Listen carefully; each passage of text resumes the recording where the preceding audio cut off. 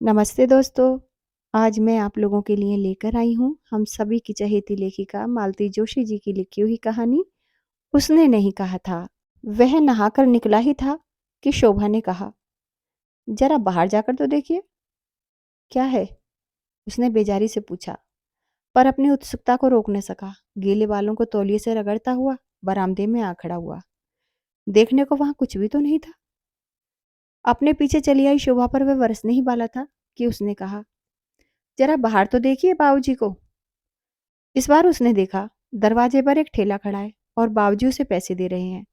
इससे पहले कि वह शोभा को अच्छी चुभती सी बात कहता, बाबूजी 3-4 पुड़िया बगल में समेटे गेट बंद करने की कोशिश कर रहे थे।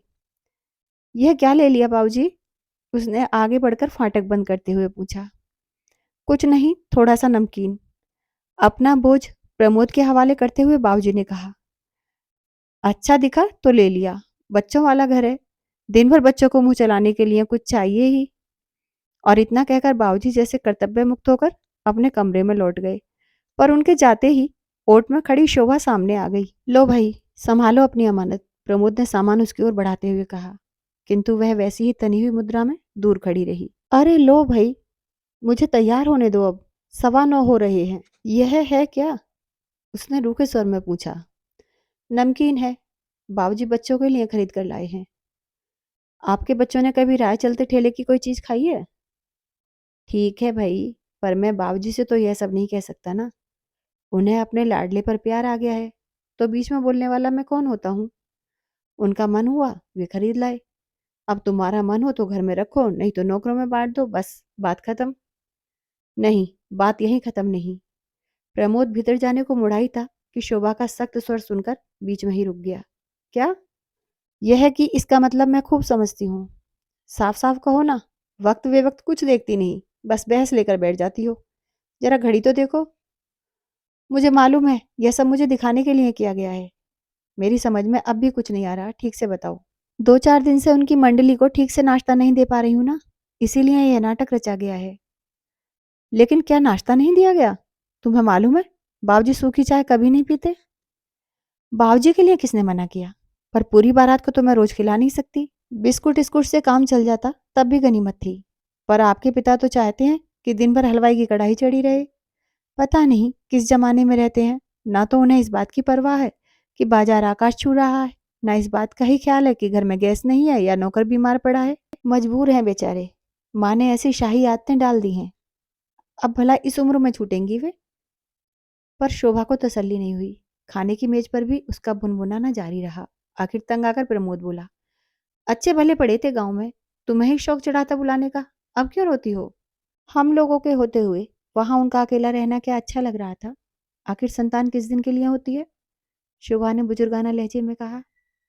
जब इतनी समझदार हो तो सहना भी सीखो।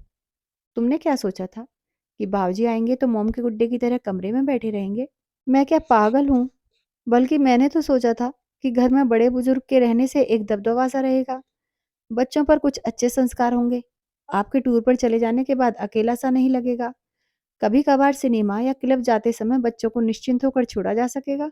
तुम्हारी यह सारी ख्वाहिशें पूरी नहीं हो रही हैं, फिर जरा सी बात का बतंगड़ क्यों बना लेती हो? जरा सब्र से काम लेना सीखो। कहने को प्रमोद कह गया, पर जानता था कि अब मेज पर बैठना खतरे से खाली नहीं है। शोभा अगर शुरू हो गई तो दफ्तर के लिए लेट करवा कर ही छोड़ेगी। बार बार घड़ी की ओर देखता हुआ वह फुर्ती से उठ खड़ा हुआ और वॉश बेसिन पर हाथ धोने लगा। बात आधे में ही टूट जाने से शोभा क्षुब्ध हो गई है, वह साफ देख रहा था। सौंफ, इलायची, पेन, रुमाल, स्कूटर की चाबियां, सारी चीजें चुपचाप उसके पास लाकर रख दी गईं और वह चुपचाप सिर झुकाए जूते पहनने का नाटक करता रहा। घड़ी की सुई प्रतिपल आगे भाग रही थी और मान मनोबल का जरा भी समय उसके पास नहीं था। यही तो हो जाता है, शोभा जरा जरा सी बात पर बुरा मान जाती है। पर वही बातें वह कितनी बार सुने, और सुन भी ले तो निराकरण का उपाय क्या है? यह सच है कि बाबूजी के आते ही घर में आमद रफ्त बढ़ गई है। 10 साल से वह इस शहर में है, पर गिने चुने लोगों के यहाँ ही आना जाना होता है। मोहल्ले वालों से तो बस दुआ सलाम होती रहती है। कभी घंटे 2 घंटे किसी के यहाँ गए हों ऐसा याद नहीं पड़ता। यहाँ कोई इसका बुरा भी नहीं मानता। सभी अपनी व्यस्त दिनचर्या में डूबे रहते हैं। बाबूजी को यहाँ बुलाते समय प्रमोद इसी बात को लेकर चिंतित था कि उनका समय यहाँ कैसे कटेगा। जब से याद पड़ता है उसने बाबूजी को हमेशा लोगों से घिरा हुआ ही देखा है। जानता है कि अकेलेपन से बढ़कर कोई सजा उनके लिए नहीं है। और यहाँ तो दिन भर घर पर सन्नाटा सा खिंचा रहता है। बच्चे सुबह 9 बजे ही स्कूल निकल जाते हैं और स्कूल के बाद ट्यूशन आदि से निपट कर घर लौटते हैं। वह भी 10 बजे का गया 6 बजे तक लौट पाता है। इतनी देर बाबूजी घर में क्या करेंगे? लाइब्रेरी की किताबें भी आखिर कोई कितनी पढ़ेगा? वैसे भी उन्हें पढ़ने का ज्यादा शौक कभी नहीं रहा। परंतु बाबूजी के सामने यह समस्या कभी उठी ही नहीं। पहली ही बार में सुबह की सैर को गए तो 3-4 पेंशनरों को साथ पकड़ लाए। उन्हें गर्मा गर्म चाय नाश्ता कराया। प्रमोद भी खुश हुआ कि चलो हम उम्रों के बीच अब आसानी से इनका वक्त कट जाएगा। प्रमोद तो अपनी परेशानियों से मुक्त होकर हल्का अनुभव करने लगा था, पर शोभा की परेशानियां एकदम बढ़ गई थी। सुबह का समय वैसे ही घड़ी से होड़ लगाकर बीतता था, अब इन बुजुर्गवारों को चाय नाश्ते का काम और बढ़ गया था। बाबूजी शहर से लौटते ही दीपू को चाय का ऑर्डर भेज देते। तब शोभा को बड़ी कोफ्त होती। अब वह बच्चों को तैयार करे, रसोई देखे या सुबह से चाय ही बनाती रहे। सितम यह होता है कि भल्ला साहब के पिताजी दूध लेने के लिए घर से चलते हैं और फिर बाबूजी की बैठक में रम जाते हैं। फिर गोपाल को उनके यहाँ दूध पहुंचाने भी जाना पड़ता है। दीपू नीतू को तैयार करती शोभा खींच उठती है। इन लोगों को तो कोई काम नहीं, तो क्या सभी लोग पेंशन लेकर बैठ जाएं? यह तो होती है सुबह की महफिल। दोपहर को बाबूजी शतरंज लेकर बैठ जाते हैं। 2-4 खेलने वाले और 2-4 देखने वाले जुट ही जाते हैं। 5 बजे तक चाय और शरबत के 2-4 दौर हो जाते हैं। उस समय बाबूजी की इच्छा होती है कि घर का बना कोई गर्मा गर्म नाश्ता भी परोसा जाए। फिर बाबूजी इशारा करके मेहमानों को खिलाते जाते हैं और बहू की तारीफ भी करते जाते हैं।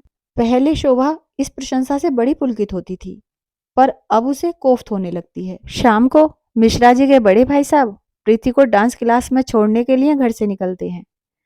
प्रीति को अकेले जाते डर भी लगता है और ताऊजी के साथ जाते शर्म भी आती है।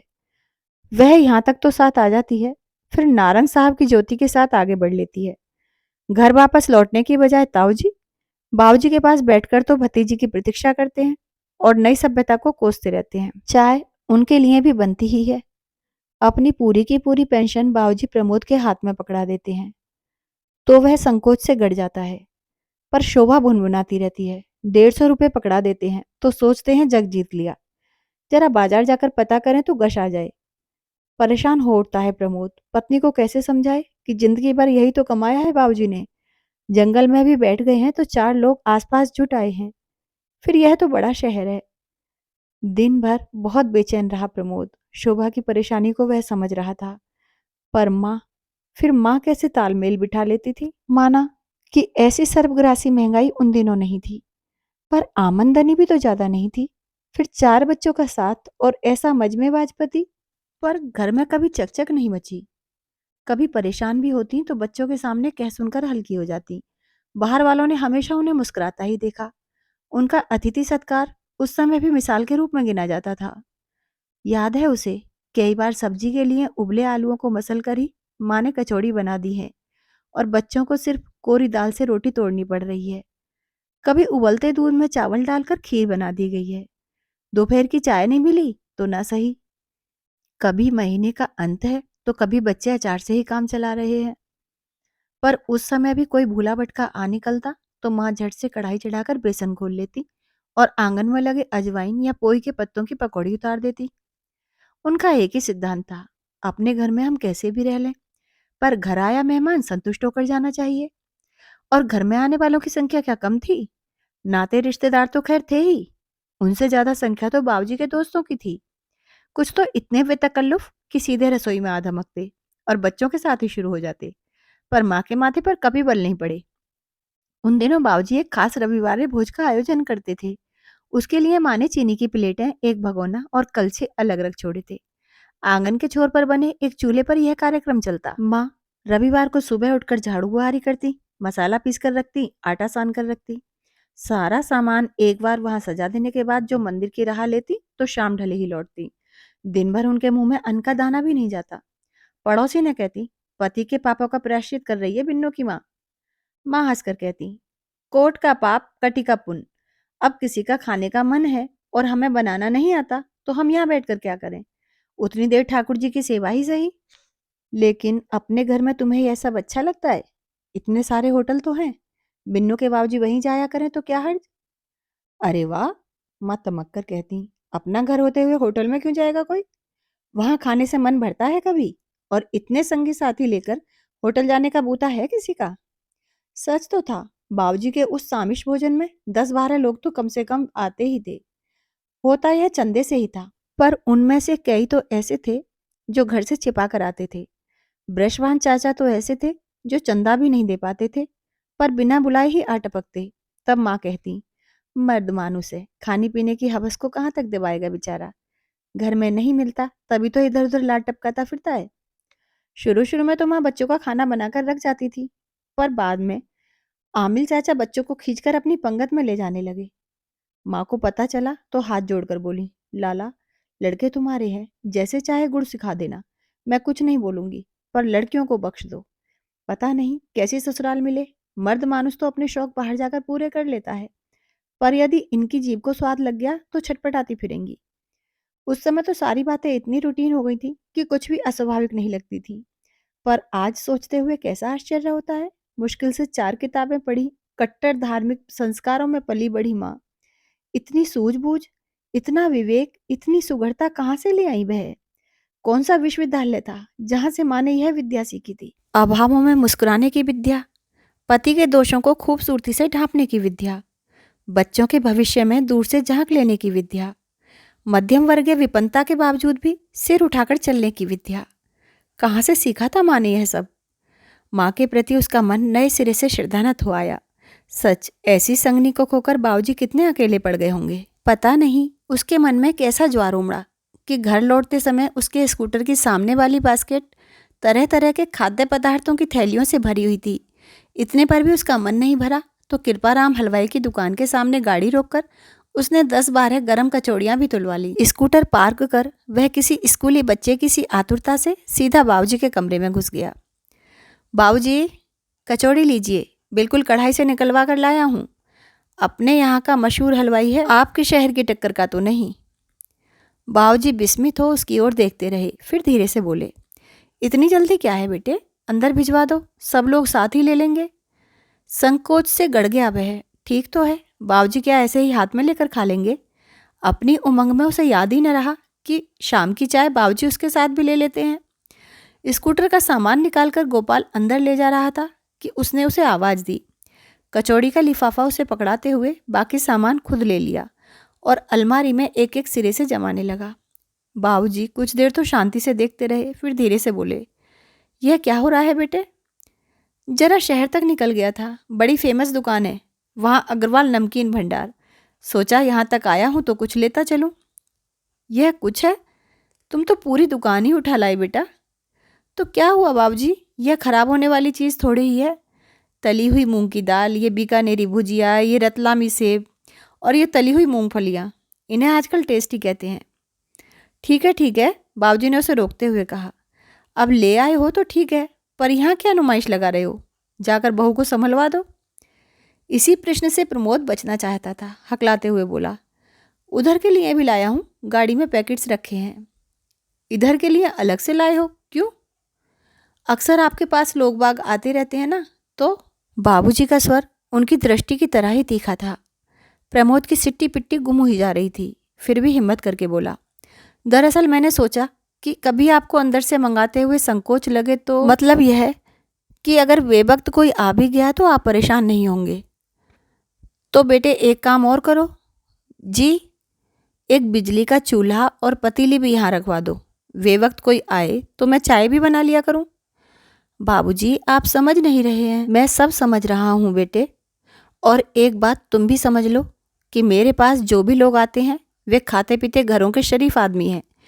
एक कप चाय अगर हम उन्हें पिलाते हैं तो उसमें अपने घर की ही इज्जत बढ़ती है, अपना ही बखान होता है। हम किसी पर कोई एहसान नहीं करते। मैं क्या यह सब समझता नहीं बाबूजी? इसी वातावरण में तो पलकर बड़ा हुआ हूँ, पर होता क्या है कि कभी कभी कोई प्रॉब्लम आ जाती है तो लेडीज़ परेशान हो जाती हैं, इसीलिए कह रहा था।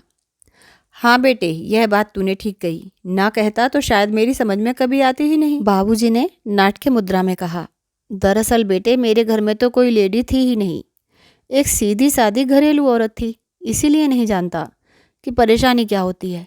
अच्छा किया बेटे तुमने बतला दिया। इतनी देर से प्रमोद किसी स्कूली लड़के की तरह भीगी बिल्ली बना हुआ खड़ा था, लेकिन इस व्यंग्य से जैसे वह तिलमिला उठा। एक तो वैसे ही दिन भर सोच सोच कर परेशान हो गया था, बाबूजी की इस बात ने उसका रहा सहा संयम भी छीन लिया। चीख कर बोला, आप कैसे जानेंगे कि परेशानी क्या होती है? आपने कभी जानने की कोशिश भी की है? हमसे पूछिए कि माँ ने किन हालात में गृहस्थी की गाड़ी खींची है। आपके शौक पूरा करने के लिए उसने क्या क्या कुछ नहीं सहा। कितने कितने त्योहार पुरानी साड़ियों में मना लिए हैं, कितनी सर्दियाँ एक इकलौते ऊनी स्वेटर में निकाल दी हैं, कितनी राखियों पर उन्होंने मैके जाने से इनकार कर भाइयों को दरवाजे से लौटा दिया है, कितनी बार।